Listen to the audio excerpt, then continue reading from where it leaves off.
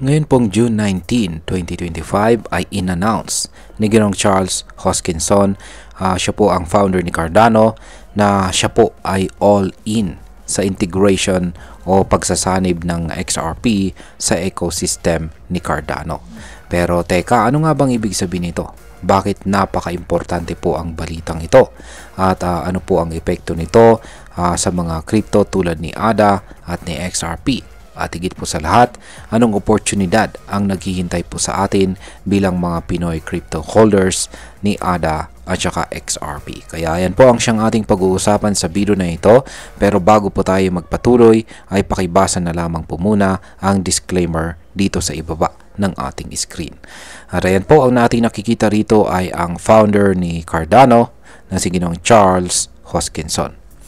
Ngayon ay ano po ang ginagawa ni Ginoong Charles Hoskinson para maisama si XRP kay Cardano. Ayan, si Ginoong Charles Hoskinson, kung saan ay siya po ang utak sa likod ni Cardano, ay may matinding plano para mas mapalawak ang capability or kakayahan ng kanyang blockchain. Isa po sa pinaka-highlight dito ay ang pagsuporta kay XRP sa pamamagitan po ng iba't ibang tools at saka project. Ayon po sa co-founder ng Cryptos R Us na si Ginoong George Tang, ang galaw na ito ay hindi lang basta-basta. Sabi nga niya, "This move is like everything." Ibig pong sabihin ay napakahalaga po nito sa pangmatagalang tagumpay ni Cardano. May tatlong malalaking project na parte ngayon ng integration. Una ay ang Glacier Airdrop. Pangalawa ay ang XRP-powered DeFi tools. At ang pangatlo ay ang RLUSD stablecoin integration. At lahat ng ito ay gagawin para po mas maging cross-chain compatible itong si Cardano. Ibig sabihin ay kaya nitong makipag-ugnayan sa iba't ibang blockchains at isa na nga rito si XRP. Ngayon ay ano nga ba ang Glacier Airdrop at paano po ito makikinabang para sa mga XRP holders? Ayan, isa po sa mga pinakamainit na bahagi ng balitang ito ay ang tinatawag po na Glacier Airdrop, kung saan ay inaasahang pong mangyayari sa huling bahagi ng taong ito or taong 2025. Ito ay distribution po ng tinatawag na Midnight Tokens. Isa itong token na gagamitin sa privacy-focused sidechain ni Cardano na tinatawag po na Midnight. Ang maganda po rito, ayan, ay isasama ang mga XRP holders sa airdrop. Ibig pong sabihin ay kung may hawak ka na XRP, may tsansa ka pong makatanggap ng bagong token mula kay Cardano. Ang layunin po ng airdrop na ito ay mahikayat ang mga holders na XRP na pumasok din sa mundo ni Cardano. At isa po itong strategic move para mapalago ang cross-chain adoption o ang pagsasanib ng mga blockchain network. Ngayon ay paano po sinusuportahan naman ng Lace Wallet itong si XRP? Ayan. Ngayon taon na rin na ito ay in-announce ng Cardano team na sinusuportahan na rin ng Lace Wallet ang Bitcoin. Pero hindi lang dito natatapos ang kanilang expansion. Sa bagong version po ng Lace, isasama na rin si XRP sa listahan ng mga digital assets na pwedeng i-hold or i-manage sa wallet na ito. Sa madaling salita ay pwede mo nang sabay-sabay na i-manage si ADA, Bitcoin at si XRP sa isang wallet. Kaya sobrang convenient, di po ba? Ito ay malaking tulong para sa mga crypto users na gusto ng seamless at saka mas madaling asset management.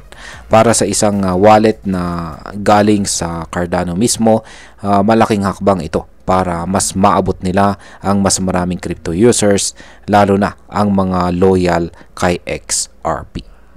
Ngayon ay paano po pinasok ni Cardano ang DeFi gamit si XRP at si RLUSD? Isa po sa mga pinakamatinding parte ng balitang ito ay ang pagsali ni XRP sa DeFi ecosystem ni Cardano. Kung hindi po kayo pamilyar, ang DeFi or Decentralized Finance ay parang bangko na walang sentro. Lahat ay automated sa pamamagitan po ng smart contracts. Gusto po ni Ginong Charles na gamitin ang lakas ni XRP pagdating po sa mabilis at mura na transaction. Kaya't plano po nila na gumawa ng cross-chain liquidity pools at saka decentralized exchanges kung saan si XRP ang magiging pangunahing gamit. At hindi lang po yan, pinag-uusapan din ngayon ang posibilidad na ilipat po ang RLUSD, ang bagong stablecoin ni Ripple, at ayan po, ililipat po sa Cardano network. Ang RLUSD ay isang US dollar-backed stablecoin na kayang magdala ng stability sa DeFi operations. Kung matuloy ito ay mas magiging competitive po si Cardano sa larangan ng DeFi kumpara sa mga kalaban niya na tulad ni Solana at saka ni Ethereum. Ngayon ay ano naman po ang pangmatagalang plano ni Ginoong Hoskinson tungkol sa integration na ito. Ayan, ayon po mismo kay Ginoong Charles, naniniwala siya na ang growth o paglago ni Cardano sa susunod na 5 taon ay malaking parte. Ayan, ay malaking parte at nagmumula po sa integration niya kina Bitcoin at XRP. Ang suporta po niya sa dalawang giants na ito ay hindi lang token support kundi full ecosystem collaboration.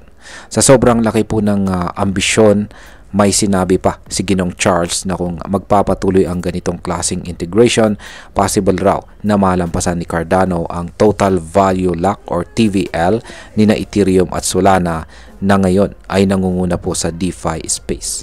Ibig pong sabihin ay posibleng maging dominant force si Cardano sa buong crypto ecosystem sa mga susunod na taon.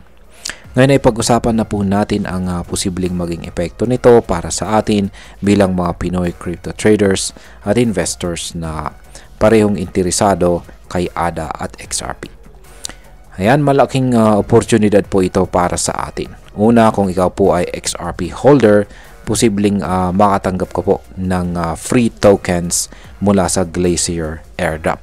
Pangalawa, kung gumagamit ka po ng Lace wallet or interesado ka sa mas secure na wallet, mas magiging convenient na gamitin ito dahil po sa suporta na rin ito sa XRP. At kung involved ka naman po sa DeFi, lalawak ang pwedeng pagpilian mo ng platforms. Hindi mo na lang kailangang gumamit ng Ethereum or Solana para po sa DeFi investments. Pwede ka nang tumingin ng oportunidad sa Cardano DeFi gamit ang XRP at saka RLUSD. Yan bilang panghuli. Ang masasabi ko naman tungkol dito ay sa totoo lang, sobrang promising po ng galaw na ito ni Ginong Charles Hoskinson. Matalino at saka strategic ang kanyang diskarte. At sa halip na makipagkompetensya kay XRP, pinili niya itong yakapin at i-integrate sa ecosystem ni Cardano. Ito ay magandang halimbawa ng collaborative growth dito sa mundo ng crypto. Hindi lang ito makikinabang ang ADA holders kundi pati na rin ang mga loyal kay XRP. Kung matutuloy at magiging maayos ang mga plano tulad po ng Glacier airdrop, Lace wallet integration, DeFi support at saka RLUSD collaboration, siguradong may malalaking pagbabago sa top ranking ng mga crypto projects. Kaya sa mga Pinoy crypto traders at investors dyan, ngayon na po ang panahon para tutukan natin ang galaw ni Cardano at saka XRP. Baka ang susunod na opportunity ay nasa pagitan po ng dalawang project na ito. At ayan, hanggang dito na lamang po tayo sa video na ito mga ka-crypto. Marami pong salamat sa panonood. Ingat po tayo lagi at God bless po sa ating lahat.